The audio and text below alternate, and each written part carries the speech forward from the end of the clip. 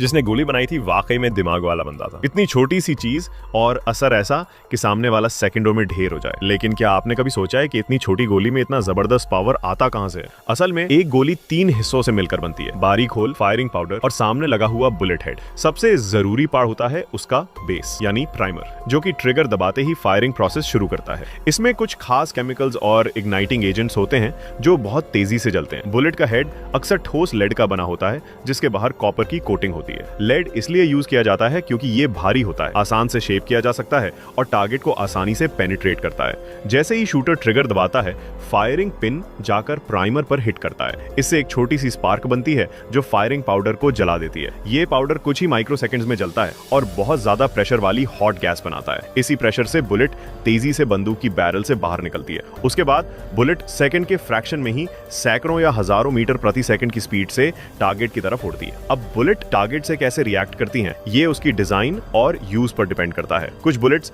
सिर्फ पेनिट्रेट करती हैं, कुछ में इंपैक्ट से ब्लास्ट होता है और कुछ का स्प्रेड इफेक्ट होता है। जैसे शॉटगन की बुलेट, वो असल में एक बुलेट नहीं बल्कि ढेर सारे छोटे मेटल बॉल्स का गुच्छा होता है। जैसे ये बंदूक से बाहर निकलते हैं, चारों तरफ फैलकर टारगेट को हिट करते हैं। खासतौर पर क्लोज रेंज में ये बहुत इफेक्टिव होते हैं क्योंकि एक ही फायर में ज्यादा चांस होता है कि कम से कम कुछ बॉल्स टारगेट पर लगे। Please like and subscribe for more.